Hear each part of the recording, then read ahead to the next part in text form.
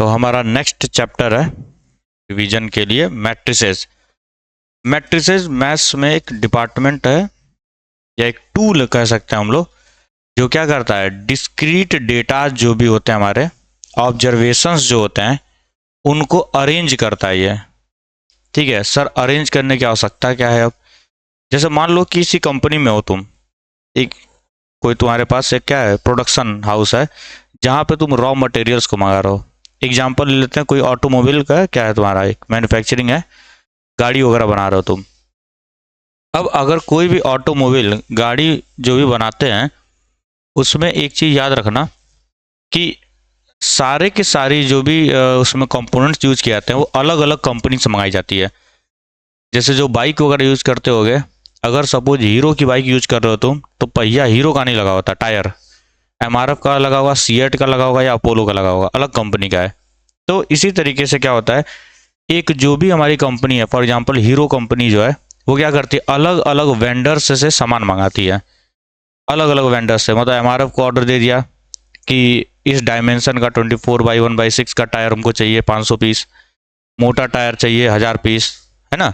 तो अलग अलग कंपनी से क्या होता है स्टॉक्स आते हैं और उनको एक प्रॉपर तरीके से अरेंज करके रखा जाता है, मिक्स करके नहीं रखा जाएगा। तो उसी अरेंजमेंट को जब हम लोग लिखते हैं कि कितने एंट्री जब की जाती हैं कि कितने कंपोनेंट कहाँ से आए, कितने कंपोनेंट कहाँ से आए, तो यही अरेंजमेंट ही हमारा क्या है मैट्रिसेस है। ठीक, जैसे सबसे बढ़िया एग्जांपल है तुम्हारे स्कूल में अगर लाइब्रेरी है, वहाँ पे अगर बुक्स रखी गई होंगी nursery to 12th her subject की, तो वो क्या होगा सेल्फ बना के रखा गया होगा, अलमारी में रखा गया होगा सारा सेल्फ बना के, उसके नीचे लिखा गया होगा 10th की बुक ये है, 10th में भी मैथ्स का ये सारी बुक है, साइंस की सारी बुक है। ऐसा नहीं है कि सारी बुक को लाया गया रैंडमली रूम में फेंक दिया गया है ना। तो जो प्रॉपरली तुमने अरेंज किया है ताकि ढूंढने में आसानी रहे, हमें पता चल जाए कि हाँ भाई 10th मैथ सेक्शन यही किताब होगी वो। अगर मैं ऐसे ही ला के रूम में फेंक दूँ, 150-200 किताबें मैं ला करके रूम में फेंक दूँ और मैं तुमसे कहूँ जाओ मैथ की किताब ढूंढ लो, तो ढूंढने में समय जाएगा, ढूंढ तो लोगे ही तुम, लेकिन समय जाने वाला उसमें। तो उसी चीज़ को ऑर्डरली अरेंज करने के लिए ग्रुप जो भी डेटाज होते हैं हमारे डिस्क्रीट डेटाज, उसी को अरेंज करने के लिए ऑर्डरली अरेंजमेंट के लिए हम लोग एक टूल बनाए जिसका नाम था मैट्रिसेस। सबसे इंपॉर्टेंट चीज़ क्या है कि मैट्रिसेस हम लोग बनाए लीनियर इक्वेशंस को सॉल्व करने के लिए। जैसे जो इक्वेशंस पढ़ते हो ना 2x + 3y + 6z = मान लो मैंने इक्वेशन लिखे 6x + 7y + 10z = 9, 9x + 8y + z = 10, 6x + 7y + 9z = 13। ये क्या है लीनियर इक्वेशन इन 3 वेरिएबल है, 3 वेरिएबल्स हैं यहाँ पे। अगर बाबू तुम इसको नॉर्मल मेथड से सॉल्व करने जाते हो बहुत टाइम टेकिंग होगा, बहुत टाइम कंज्यूमिंग होगा। तो इन तरह के लीनियर इक्वेशंस को भी सॉल्व करने के लिए हम लोग क्या बनाया मैट्रिसेस। डिटर्मिनेंट पढ़ते हैं हम लोग, इनवर्स पढ़ते हैं, वहाँ पे एडजॉइंट निकाला जाता है। ठीक है, साइमल्टेनियस इक्वेशंस को हम लोग सॉल्व करते हैं वहाँ पे। तो इक्वेशंस को सॉल्व करना भी हम लोगों ने मैट्रिसेस से क्या किया आसान कर दिया। तो मैट्रिसेस कुछ नहीं, देखो सॉल्व तो डिटर्मिनेंट्स होता है, मैट्रिसेस का अगला पार्ट होता है जो डिटर्मिनेंट, जो कि वैल्यू निकाल करके देता है हमें। मैट्रिसेस क्या है सिर्फ और सिर्फ अरेंजमेंट है ये। ठीक, अरेंज किया गया, अब उसका जो भी फर्दर कैलकुलेशन होगा वो डिटर्मिनेंट करके देता है। तो हमारा ये होता है मैट्रिसेस। अब हमारे सिलेबस में क्या है मैट्रिसेस में, सबसे पहले मैट्रिक्स को कैसे रिप्रेजेंट किया जाता है, जो भी डेटाज होते हैं उसको हम लोग रेक्टेंगुलर क्या होगा अरेंजमेंट करते हैं, रेक्टेंगुलर बॉक्स में रखते हैं। जैसे बड़ा स्क्वायर ब्रैकेट देखा होगा ना, बड़ा वाला ब्रैकेट, उसमें ही हम लोग रखते हैं। मीन्स बड़ा इस रिप्रेजेंटेशन कैसे होगा, इस तरीके से एक बड़ा ब्रैकेट बनाया जाएगा और इसी में एंट्रीज को फिल करूंगा। फॉर एग्जांपल मैं अभी जनरल केस लेकर चल रहा हूँ, 1 2 3 4 नहीं लेकर चलूंगा। यहाँ रखा जाता है, मान लो कोई एक नंबर है A11, A12, A13, ये नंबर्स हैं। मैं जनरल कंडीशन लेकर चल रहा हूँ, A21, A22, A23, A31, A32, A33। आता कि समझ में? तो मैट्रिसेस रिप्रेजेंट करने का तरीका है ये स्क्वायर ब्रैकेट। स्क्वायर ब्रैकेट अगर बना करके दिया गया डेट मीन्स वो क्या है मैट्रिसेस है। नंबर्स को हम ऐसे अरेंज कर सकते हैं। अब एग्जांपल ले रहा हूं मैं दिखाने के लिए तुम्हें। एग्जांपल 2 1 1 2, एक ये मैट्रिक्स हो गया। 2 3 1 4 3 2, ये भी मैट्रिक्स है हमारा। 5, ये भी मैट्रिक्स है हमारा। 1 2 3 4 5 6 7 8 9, ये भी मैट्रिक्स है हमारा। और भी बहुत सारे हो सकते हैं, और भी बहुत सारे हो सकते हैं। ये सारे के सारे क्या किया मैंने, अरेंजमेंट किया है, नंबर्स को अरेंज किया है। अब यहाँ पे समझने वाली बात क्या क्या है सर, सबसे पहले ये जो हॉरिजॉन्टल लाइंस होती हैं हमारी, जिसमें अरेंज करते हैं, इसको हम बोलते हैं रोज, इसको बोलते हैं रो। और ये जो वर्टिकल लाइंस जिसमें हम अरेंज करते हैं, इसको बोला जाता है कॉलम, इसको बोलते हैं हम कॉलम। सही। और ये चीज तुम पहले भी पढ़ के आए हो, कहाँ पे, MS एक्सेल में भी। अगर कभी कंप्यूटर क्लासेस चली हो तुम्हारी, तो MS एक्सेल में भी तुम यही सब काम करके आओ। ये होता है रोज, हॉरिजॉन्टल लाइंस को रोज बोलते हैं, और वर्टिकल लाइंस को हम लोग कॉलम बोलते हैं। ठीक। अब इस मैट्रिक्स में कितने रोज और कितने कॉलम्स हैं, 1 2 3 रोज है, तो यहाँ लिखते हैं 3। 1 2 3 है, तो बाई 3 बाई 3 का ये मैट्रिक्स है। ठीक। हमेशा याद रखना M क्रॉस N लिखा जाता है, M क्रॉस N, जहां पे M होता है नंबर ऑफ रोज। सबसे पहले रोज को लिखा जाता है, and then after we write number of columns, number of columns.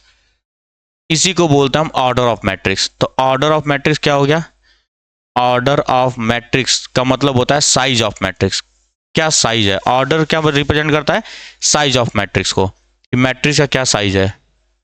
Size of matrix बताने के लिए हम लोग ऑर्डर को बताते हैं। और ऑर्डर लिखा कैसे जाता है, हमेशा number of rose cross number of रोज, ये मल्टीप्लाई नहीं है, क्रॉस का सिंबल है बस, number of rose cross number of columns. हमेशा याद रखना, रोज पहले लिखे जाएंगे, कॉलम्स बाद में लिखे जाते हैं।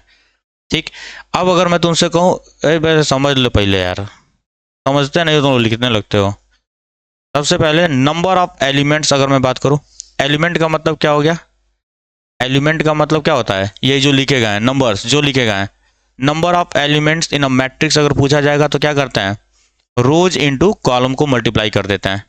जैसे यहाँ पे देखो कितने रोज हैं, 1 2 3 रोज हैं, कॉलम कितने 1 2 3 कॉलम्स हैं, तो 3 इंटू 3 नंबर ऑफ एलिमेंट कितने हो गए, 9 हो गए। गिन के भी देख लो, 1 2 3 4 5 6 7 8 9, 9 एलिमेंट्स हैं। ठीक। ये हमारा जनरल है, क्या जनरल फॉर्मेट होता है, ये रिप्रेजेंट करेंगे। अभी बता रहा हूँ, ये 1 1 1 2 1 3 1 4 क्या होता है, ये सब बताते हैं। इसका जरा ऑर्डर बताओ तो, ऑर्डर इसका कितना, मैट्रिक्स का कितने रोज है, 1 2 रो है, और कॉलम कितने हैं, 1 2 2 कॉलम है, 2 बाई 2। नंबर ऑफ एलिमेंट कितना है, 4। कितने रोज हैं, 2 रोज हैं। कॉलम कितने हैं, 3 कॉलम्स हैं। कितने रोज हैं, एक ही रो है। कॉलम कितना है, 1 बाई 1। ठीक। यहां पर आओ, कितने रोज हैं, 3, कॉलम्स कितने हैं, 3, नंबर ऑफ एलिमेंट्स 9। बताना आ गया हम लोग को इतना। अब देखो यहां पर मैं एक एलिमेंट को पकड़ता हूं जो लिखा गया है A11। अब इसका मतलब क्या हुआ, ये होता है एलिमेंट, जो भी नंबर तुमने लिखा है, और ये उसका क्या रिप्रेजेंट करेगा, पोजीशन को रिप्रेजेंट करेगा।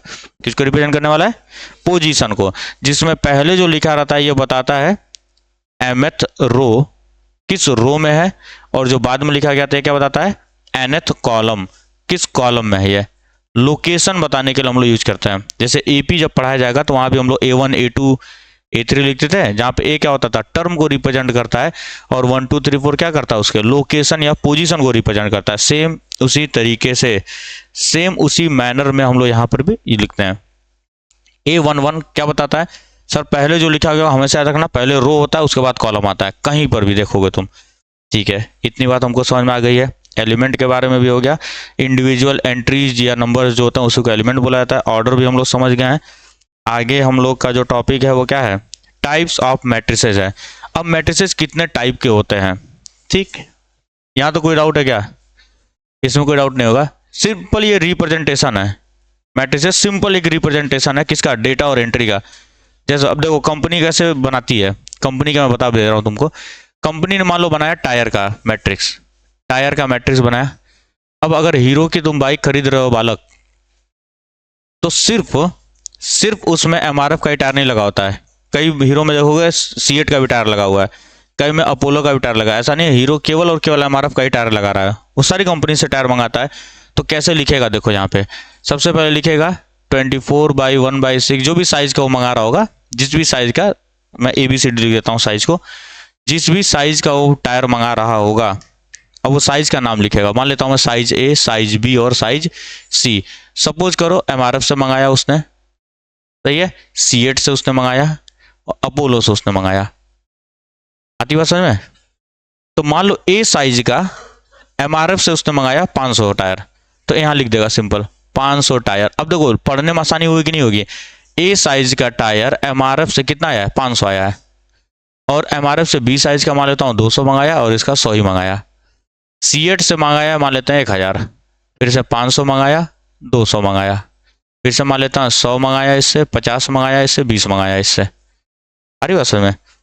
ठीक है। तो अब अगर मान लो कंपनी के सुपरवाइजर से मैंने कहा कि बाबू क्या क्या तुमने मंगाया था जरा मुझे दिखाओ, मैं बिल पे साइन कर देता हूँ, है ना, क्योंकि पैसा देना पड़ेगा। तो कंपनी का ओनर क्या कहेगा, लाओ दिखाओ। तो अगर मान लो तुम हो सुपरवाइजर या तुम्हारे सुपरविजन में ये सारी चीजें आ रही हैं और तुम ऐसे लिख के दिए एमआरएफ, ठीक है, ऐसे लिखे, तुम अगर ऐसे लिखे अंग्रेजी में लिख करके दिए 500 tyres of type A purchased from MRF, फिर से 200 tyres of type B purchase from MRF, 100 tyres of type C purchase from MRF, ऐसे करके 9 लाइन लिख करके दोगे, पढ़ पाएगा आदमी? समय लगेगा कि नहीं? एंट्रीज गलत भी हो सकती हैं, पढ़ने में दिक्कत होगी। लेकिन अब अगर तुमने ऐसे बना करके दिया है, सिंपल सिंपल, मालिक जो है वो क्या देखेगा, एमआरएफ का टायर ए टाइप का 500 है, एमआरएफ का टायर बी टाइप का 200 है, एमआरएफ का टायर सी टाइप का 100 रुपये, C8 का ए 1000 मंगाया, C8 का बी टाइप 500 मंगाया, C8 का C 200 मंगाया। तो अब ये थोड़ा सा अच्छा रिप्रेजेंटेशन है, समझने में भी इजी है, कैलकुलेशंस करने में भी इजी हो जाएगा, रेदर देन अंग्रेजी में लिख करके अगर तुम देते हो तो, है ना। एरो एरो बना के भी दोगे तो समझने में प्रॉब्लम होगी। लेकिन यहाँ पे क्या है, एकदम क्रिस्टल क्लियर रिप्रेजेंटेशन है कि किस कंपनी से कितने नंबर ऑफ टायर्स को मंगाया गया है। इसी तरीके से बाकी चीजें भी, अब केवल टायर ही नहीं आता है, नट बोल्ट, ठीक है, बॉडी, सब अलग अलग बन करके आता है। हीरो का काम है सिर्फ असेंबल करना, हीरो सिर्फ असेंबलिंग करता है, बाकी जितने भी चीजें उसके अंदर लगती हैं, इंजन छोड़ करके। इंजन भी अब मंगा रहा है, पहले इंजन खुद बनाता था। तो हीरो क्या करता है, हीरो में देखा होगा अब जितने भी चीजें सब पे स्टिकर ही लगा होता है केवल, अरे स्टिकर लगा देते हैं सब ना, हेड जो है चाहे टंकी जो है उस पर स्टिकर लगा देते हैं, सिर्फ बन के कहीं और से आता है वो सारी चीजें बन के कहीं, ऐसा नहीं है कि हीरो बना रहा है टंकी पर बैठ करके। पेट्रोल टैंक जो है वो हीरो नहीं बना रहा है, वो कहीं और से बन के आता है, उसके ऊपर सिर्फ लेबल लगाया गया है हीरो का। तो हीरो का काम क्या है, असेंबलिंग करना। हीरो प्रोडक्शन नहीं कर रहा है, इंजन बनाता था, इंजन बनाता है, अभी भी इंजन बनाता है, कुछ चीजें हीरो खुद बनाता है, लेकिन मैक्सिमम चीजें वो क्या करता है, बाहर से मंगाता है, खरीद के लाता है। ठीक, तो जब तुम किसी से सामान खरीद रहे हो तो उसकी एक एंट्री होनी चाहिए प्रॉपर, तभी तुम उसका बिल दे पाओगे। तो एंट्री करने का सबसे आसान तरीका है, इस तरीके से लिखा जाएगा। अब आते हैं हम लोग टाइप्स ऑफ मैट्रिसेस पे। मैट्रिसेस के कितने टाइप्स होते हैं? तो सबसे पहला होता है रो मैट्रिक्स, जिसमें क्या हो, सिर्फ रो हो, कॉलम्स एक ही हो, सिर्फ उसमें रो हो, कॉलम एक ही हो।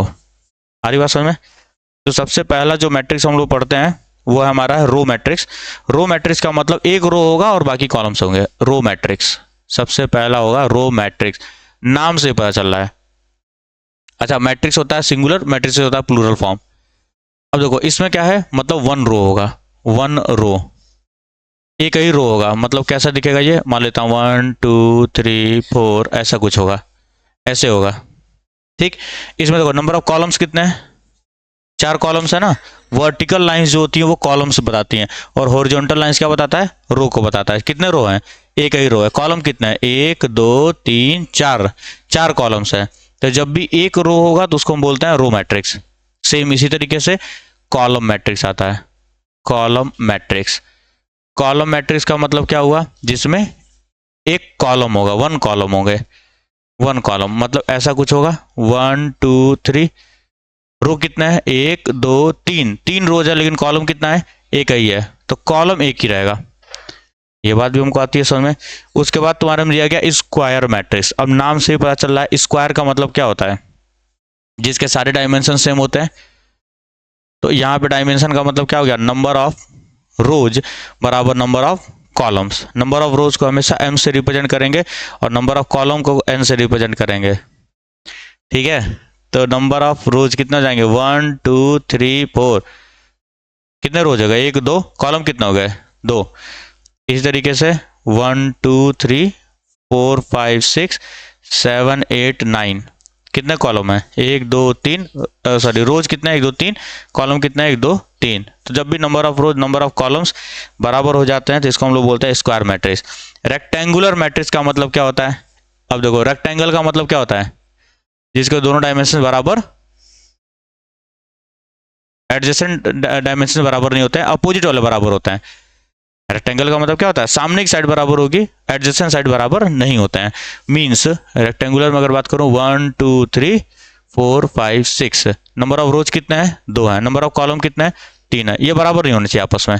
अगर बराबर हो गया 3/3, अगर बराबर हो गया 2/2 स्क्वायर है, यहाँ पे कितना है 3/1 है, नंबर ऑफ कॉलम 1 होने चाहिए, 1/4 है, नंबर ऑफ रोज 1 होने चाहिए, यहाँ पे ये दोनों बराबर नहीं होने चाहिए। रेक्टेंगुलर मैट्रिक्स का मतलब ये हो गया, number of rose number of column बराबर नहीं होगा। उसके बाद से एक होता है जीरो या नल मैट्रिक्स। जीरो का मतलब है कोई एंट्री ना हो, जीरो और नल मैट्रिक्स जिसमें कोई एंट्री ना हो। अब बाबू सुन लो, जब मैं बोल रहा हूं कोई एंट्री ना हो, इसका मतलब क्या हुआ कि कुछ ना हो, जीरो को छोड़ करके।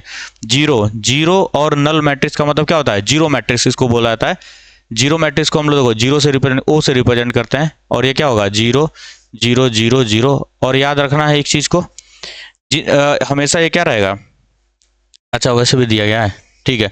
जब भी तुम इसमें कैलकुलेशंस को सॉल्व करोगे वो आगे बताया जाएगा कि स्क्वायर मैट्रिक्स ही लेकर के चलते हैं हम लोग, वो डिपेंड करता है एलएचएस में कौन सा रखा गया है। जीरो मैट्रिक्स का मतलब क्या हुआ, सारे के सारे एलिमेंट्स क्या हो जाए, इसके जीरो हो जाए। अब एक आता है हमारा आइडेंटिटी मैट्रिक्स, नाम से पता चल रहा है आइडेंटिटी का मतलब क्या होता है 1, आइडेंटिटी का मतलब होता है 1, आई से रिप्रेजेंट करते हैं इसको हम लोग 1 1 1 1, ठीक है। आइडेंटिटी मैट्रिक्स का हो गया 1 1 1 1, ठीक। उसके बाद से तो नहीं sorry sorry sorry sorry sorry, ये आइडेंटिटी का मतलब 1 0 0 1 होता है, आइडेंटिटी का मतलब 1 0 0 1, ठीक है। और देखो 1 0 0 0 1 0 0 0 1। अब यहाँ पे देखो क्या होता है, ये जो होता है ना हमारा प्रिंसिपल डायगोनल बोलते हैं हम इसको, इसको क्या बोलते हैं प्रिंसिपल डायगोनल। दो डायगोनल्स होते हैं, जैसे ये रेक्टेंगल ही है ना, रेक्टेंगुलर अरेंजमेंट तो कर रहे हैं हम लोग, रेक्टेंगल में सबने पढ़ा है एक डायगोनल इधर होता है एक डायगोनल इधर होता है, तो जो भी यहाँ से डायगोनल स्टार्ट होता है उसी को हम बोलते हैं प्रिंसिपल डायगोनल। और ये जो जो एलिमेंट्स होते हैं इस पर जो आएंगे वो उसको बोलते हैं प्रिंसिपल डायगोनल एलिमेंट्स, ठीक है। प्रिंसिपल डायगोनल एलिमेंट बोला जाता है। मतलब प्रिंसिपल डायगोनल अगर तुमसे कोई पूछे तो क्या होता है, प्रिंसिपल डायगोनल एलिमेंट्स अगर तुमसे पूछे कोई, प्रिंसिपल डायगोनल एलिमेंट्स अगर तुमसे कोई पूछता है बालक, तो तुम क्या बोलोगे A11 A22 A33 dot dot dot. मतलब इसका लोकेशन क्या है 1 1 है, इसका लोकेशन 2 2 है, इसका लोकेशन 3 3 है। जब भी रो और कॉलम बराबर हो जाते हैं वहां पे जो भी एलिमेंट्स को रखे गए होंगे उसी को हम क्या बोलते हैं प्रिंसिपल डायगोनल एलिमेंट्स बोला जाता है, ठीक। तो बस इतना ही है तुम्हारे सिलेबस में। और भी होता है टाइप, जैसे एक होता है upper triangular matrix, lower triangular matrix, ठीक है, ट्रायंगुलर मैट्रिक्स, ये सारे होते हैं, लेकिन ये तुम्हारे सिलेबस में नहीं है तो उसमें डिटेल में हम लोग नहीं जा रहे हैं। क्लास 12th में है, वहाँ सब कुछ बताया जाता है, ठीक। अब तुम्हारा है ट्रांसपोज और इक्वलिटी, समय हो गया है तो नेक्स्ट क्लास में देखा जाएगा।